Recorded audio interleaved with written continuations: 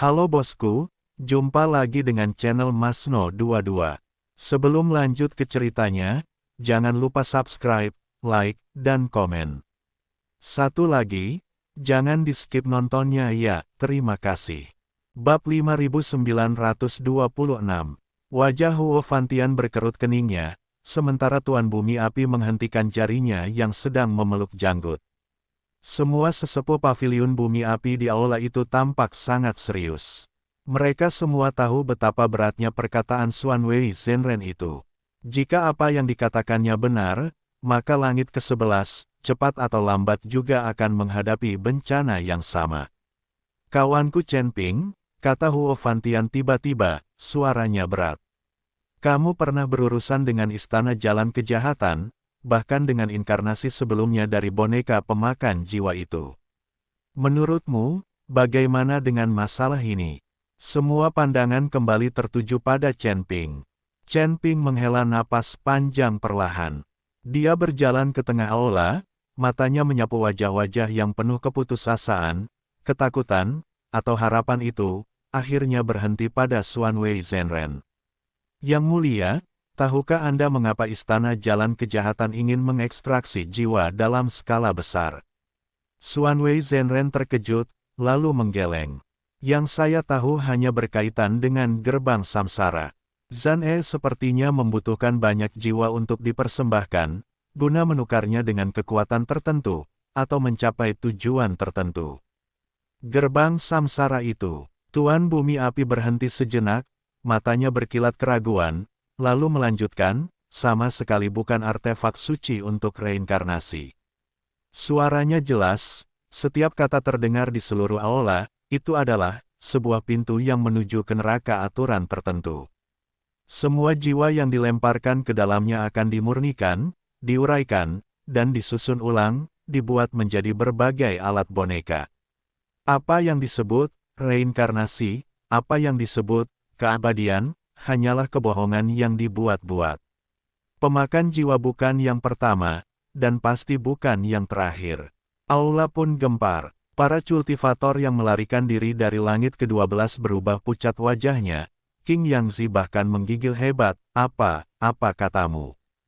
Gerbang samsara itu palsu. Lalu, guru kami, saudara-saudara seperguruan kami. Jiwa dan roh mereka musnah, kesadaran murni mereka sirna, kata Tuan Bumi Api dengan suara dingin namun penuh kepastian yang tak terbantahkan. Menjadi bahan bakar untuk menjaga neraka aturan itu berjalan, atau dibuat menjadi boneka baru. Boom! Lute yang pecah di pelukan Nyonya Qin Xin meledak, pecahannya bertebaran. Dia berdiri, air mata darah mengalir di matanya. Zhan E. Istana jalan kejahatan, kalian akan kubuat membayar nyawa.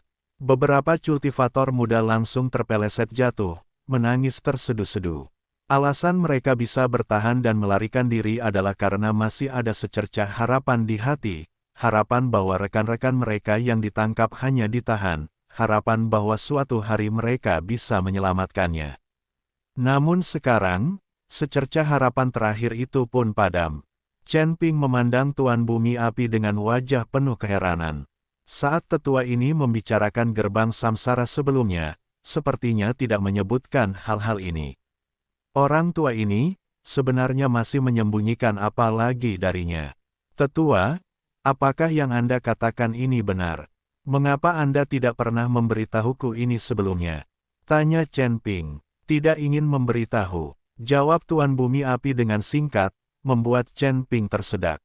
Xuan Wei Zhenren menutup mata, lama sekali, baru perlahan membukanya. Taois tua yang telah bertapa puluhan ribu tahun ini, saat ini matanya bahkan berkaca-kaca, begitu rupanya. Pantas saja para sesepuh yang ditangkap itu, bahkan tidak meninggalkan sedikit pun jejak kesadaran murni. Dia menarik napas dalam, menekan kesedihan di hati, dan memandang Tuan Bumi Api dengan lebih serius. Saudara sepertinya tahu banyak hal internal. Sejujurnya, saya pernah berada di tanah samsara, kata Tuan Bumi Api dengan tenang. Dan saya juga pernah melihat keanehan gerbang samsara dengan mata kepala sendiri. Yang lebih penting adalah, Tuan Bumi Api memandang Chen Ping. Nak Chen Ping, apa rencanamu? Chen Ping berbalik, menghadap Huo Fantian dan Tuan Bumi Api, lalu membungkuk dengan hormat. Saya memohon izin dari pemimpin paviliun dan tetua. Saya berniat pergi ke langit ke-12. Apa? Huo Fantian langsung berdiri. Menantu, tahukah kamu situasi di langit ke-12 sekarang seperti apa? Kekuatan boneka pemakan jiwa itu setara dengan puncak immortal tingkat 1, di bawah komandonya ada puluhan ribu pemburu jiwa. Pergi sekarang sama saja dengan domba masuk ke sarang harimau. Harus diketahui, tingkat cultivation boneka tidak bisa disamakan dengan manusia hidup. Mereka tidak tahu rasa sakit, tidak tahu takut, dan bahkan tidak tahu hidup dan mati, jadi kekuatan sebenarnya yang mereka keluarkan bahkan lebih tinggi. Justru karena situasinya genting, seseorang harus pergi, kata Chen Ping sambil berdiri tegak, matanya berkilau tajam bagai pedang. Jika kita menunggu istana jalan kejahatan siap sepenuhnya, lalu menyerang langit ke-11 secara aktif, saat itulah kita hanya bisa bertahan pasif. Satu-satunya cara untuk menang adalah dengan mengambil inisiatif menyerang, mengacaukan rencana mereka sebelum mereka sepenuhnya menguasai langit ke-12. Dia berhenti sejenak, lalu menambahkan, lagi pula, soal saya memiliki kekuatan immortal chaos, pasti sudah diketahui Sane. Dengan sifatnya, dia pasti tidak akan membiarkan saya tumbuh. Daripada menunggu dia datang, lebih baik saya yang mencarinya. Huo Fantian masih ingin membujuk, tetapi Tuan Bumi Api mengangkat tangan. Tetua yang telah hidup tak terhitung lama ini perlahan berdiri, berjalan menghampiri Chen Ping. Matanya yang keruh memeriksa Chen Ping dengan saksama, seakan ingin menembusnya dari dalam keluar. Lama sekali, tetua itu perlahan berkata, apakah kamu punya keyakinan? Tidak, jawab Chen Ping jujur sambil menggeleng. Tetapi ada hal-hal tertentu yang tidak harus dilakukan hanya setelah kita punya keyakinan. Tuan Bumi Api menatapnya lama, lalu tiba-tiba tersenyum. Senyum itu tipis, namun membawa kepuasan dan keteguhan hati yang tak terungkapkan. Bagus, orang tua ini akan menemanimu pergi. Tetua, Huo Fantian terkejut bukan main. Tuan Bumi Api melambaikan tangan, Fantian, serahkan paviliun Bumi Api kepadamu, jagalah warisan kita dengan baik. Orang tua ini tubuhnya sudah pulih, sudah saatnya pergi keluar dan menggerakkan tulang-tulang ini. Lagi pula, dia memandang Chen Ping, matanya berkilat dengan makna mendalam, penerus kekuatan immortal chaos.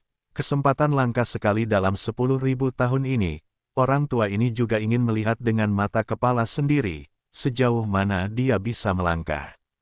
Junmo Chiyun juga berdiri, mata iblis merahnya berkilat penuh semangat bertarung, aku juga ikut. Selain bisa membantumu, aku juga perlu mencari rumput jiwa 9 rongga di langit ke-12 untuk menyelamatkannya. Senior Chiyun, Chen Ping menatapnya. Junmo Chiyun tersenyum lebar, memperlihatkan gigi putihnya yang tajam, jangan bertele-tele. Kamu sudah banyak membantuku, nyawaku untuk sementara akan kutaruhkan padamu. Bab 5927, main sampai puas sekaligus. Huolinger yang diam sepanjang waktu tiba-tiba melangkah maju, menggenggam erat lengan baju Chen Ping, aku juga mau ikut. Bualan, teriak Huo Fantian dengan keras menghentikan. Linger, cultivationmu masih dangkal, terlalu berbahaya pergi ke langit ke-12. Ayah, aku sudah mencapai immortal tingkat 6. Sanggah Huolinger dengan keras sambil menengadahkan wajahnya. Lagi pula, kitab api bumi sejati yang kupelajari efektif menahan ilmu setan, pasti bisa membantu. Chen Ping menepuk-nepuk punggung tangannya dengan lembut, berkata dengan suara hangat, kamu jangan ikut. Perjalanan ini sangat berbahaya. Kamu tinggal di langit ke-11, membantu pemimpin paviliun menjaga stabilitas situasi, itu sama pentingnya.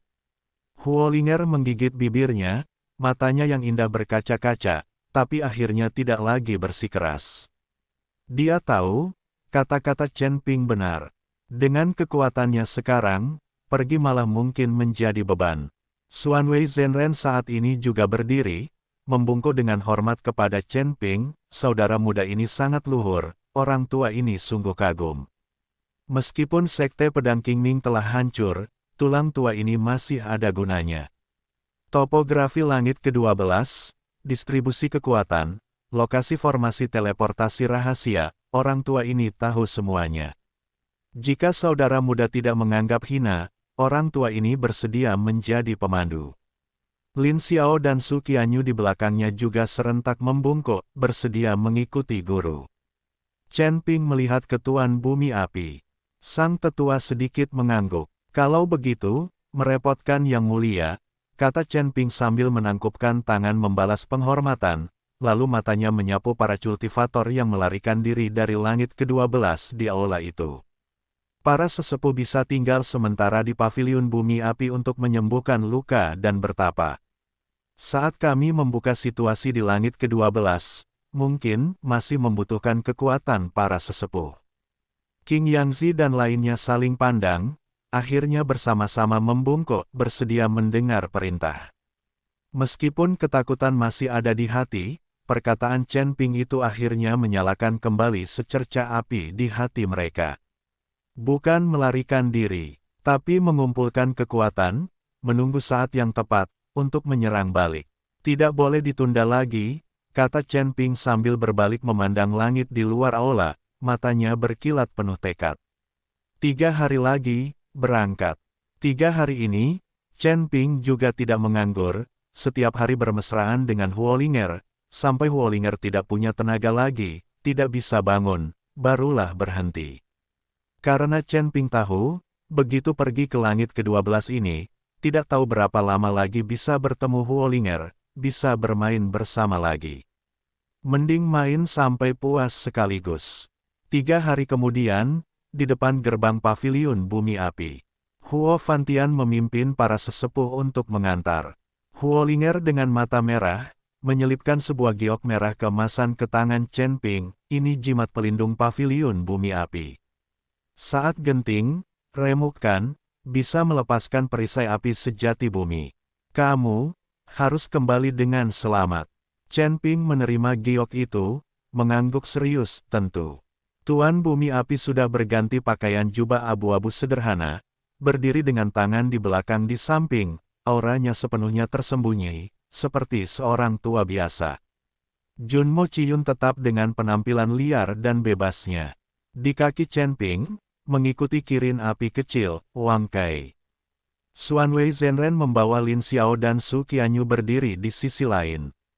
Taois tua itu sudah berganti pakaian jubah Tao bersih, sapu lidi yang patah sudah diperbaiki, ekspresinya kembali tenang seperti biasa, hanya di kedalaman matanya masih tersimpan kesedihan dan tekad yang tak terhapuskan.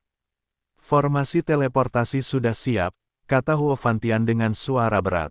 Formasi ini menuju ke sebuah lembah rahasia di pinggir reruntuhan medan perang kuno langit ke-12. Tempat itu dulunya medan perang kuno, ruang angkasanya kacau, tidak mudah terdeteksi. Tapi tetap hati-hati, di medan perang kuno masih tersisa banyak larangan kuno dan roh jahat dendam. Chen Ping mengangguk, mengerti. Dia melihat untuk terakhir kalinya ke pegunungan paviliun bumi api, melihat Huo Fantian, Huolinger, melihat para sesepuh dan murid yang mengantarnya. Lalu, berbalik, melangkah masuk ke formasi teleportasi. Tuan bumi api, Junmo Chiyun, kirin api kecil, Xuanwei Zhenren dan ketiga muridnya, mengikuti dari belakang. Formasi teleportasi bersinar terang, ruang angkasa terdistorsi hebat. Sesaat kemudian, 7 sosok menghilang dalam pilar cahaya yang menyembur ke langit. Huolinger memandang formasi teleportasi yang kosong, akhirnya tidak tahan, air mata mengalir deras. Huo Fantian menepuk-nepuk bahu putrinya dengan lembut, matanya menatap ke arah langit ke-12, ekspresinya sangat serius. Menantu, harus kembali dengan selamat. Masa depan langit ke-11, mungkin bergantung padamu sepenuhnya. Reruntuhan medan perang kuno, lembah pinggiran. Ruang angkasa terdistorsi, 7 sosok mendarat terhuyung-huyung. Chen Ping menstabilkan tubuh, pertama-tama melepaskan indera spiritual untuk menyelidiki sekeliling. Ini adalah lembah yang tandus. Langit berwarna merah gelap yang menekan, udara dipenuhi bau amis darah dan aroma busuk yang samar. Dinding gunung di sekeliling berwarna hitam legam yang tidak wajar, seolah pernah dibakar oleh suhu tinggi yang mengerikan. Di tanah berserakan tulang belulang tak terhitung jumlahnya, ada yang berbentuk manusia, binatang, dan beberapa pecahan tulang yang bahkan tidak bisa dikenali makhluk apa. Lebih jauh, samar-samar terlihat reruntuhan bangunan kuno yang rusak, dan roh dendam berwarna abu-abu putih yang melayang di udara, tampak samar-samar. Inikah medan perang kuno? Chen Ping mengerutkan kening. Sisa aura pembunuhan, dendam, dan kematian di udara, meski sudah berlalu puluhan ribu tahun, masih begitu kuat sehingga membuat hati berdebar. Xuanwei Zhenren menyapu dengan sapu lidinya, seberkas cahaya jernih menyelimuti semua orang, mengisolasi aroma busuk dari luar. Benar, tempat ini adalah reruntuhan dari sebuah pertempuran besar di zaman kuno. Konon ada makhluk setingkat puncak immortal atas atau bahkan lebih tinggi yang gugur di sini. Struktur ruang angkasa sangat rapuh, dan masih menyisakan pecahan aturan aneh, jadi jarang ada kultivator berani masuk jauh. Dia menunjuk ke timur, 3000 li ke timur, adalah kota Tianshu, wilayah timur langit ke-12 yang paling ramai. Tapi sekarang, mungkin sudah jadi reruntuhan. Chen Ping mengikuti arahnya, melihat di ufuk timur, samar-samar ada pilar cahaya abu-abu putih yang menyembur ke langit. Meski terpisah ribuan li, masih bisa merasakan aura samsara yang dingin dan mati di dalamnya. Itu adalah tanda istana jalan kejahatan. Pergi dari sini dulu, kata Tuan Bumi Api tiba-tiba, matanya yang keruh menyapu ruang angkasa di sekeliling. Ada sesuatu yang terganggu. Belum selesai bicara, roh-roh dendam abu-abu putih yang melayang di kejauhan tiba-tiba serentak menoleh. Lubang mata hitam pekat mereka menatap ketujuh orang di lembah itu. Sesaat kemudian, lolongan melengking memekakkan telinga menggemuruh. Tak terhitung roh dendam seperti ikan hiu yang mencium bau darah, berkerumun dari segala arah. Bab 5928, Muka Memerah. Lolongan melengking seperti tangisan puluhan ribu hantu, semua roh dendam abu-abu putih di medan perang kuno itu mendidih seketika, bagai permukaan danau yang dilempari batu. Ribuan roh dendam muncul dari kedalaman reruntuhan, tumpukan tulang belulang, bahkan dari celah-celah ruang angkasa. Bentuk tubuh mereka terdistorsi dan kabur, ada yang mempertahankan wujud manusia, ada yang benar-benar hanya sekumpulan kabut abu-abu bergulung, di posisi mata berkedip-kedip api hantu berwarna hijau redup. Yang paling aneh, roh-roh dendam ini tidak terbang saat bergerak, melainkan seperti berenang di dalam air, menimbulkan riak-riak lingkaran abu-abu putih di udara. Bentuk formasi. Xuanwei Zhenren bereaksi paling cepat. Sapu lidi di tangannya diayunkan kuat-kuat, ribuan helai peraknya meledak membesar, berubah menjadi jaring cahaya perak raksasa yang menyelimuti ketujuh orang itu. Di atas jaring cahaya mengalir simbol-simbol biru kehijauan, memancarkan aura jernih dan damai, tepatnya, formasi penenang hati dan penindas jiwa, aliran Tao yang khusus menahan makhluk jahat. Gelombang pertama roh dendam yang menyerbu menabrak jaring cahaya, mengeluarkan suara mendesis. Tubuh abu-abu putih mereka seperti salju bertemu api, cepat mencair. Tapi jumlah roh dendam sungguh terlalu banyak, bergantian menerjang. Jaring cahaya bergetar hebat, wajah Xuanwei Zhenren memucat, jelas menanggung tekanan besar. Guru, Lin Xiao dan Su Qianyu serentak bertindak. Pedang di balik punggung Lin Xiao yang terbungkus kain kasar berdecit keluar dari sarungnya. Cahaya pedang seperti pelangi, berubah menjadi 36 bayangan pedang, membentuk formasi pedang di luar jaring cahaya. Setiap bayangan pedang sangat tajam, dimanapun melintas, roh dendam terpotong menjadi dua. Di bagian potongan terlilit energi pedang biru kehijauan, mencegah mereka bergabung kembali. Su Qianyu lalu duduk bersila, melepas gen perak di pinggang, tangan putihnya mengayunkan dengan lembut.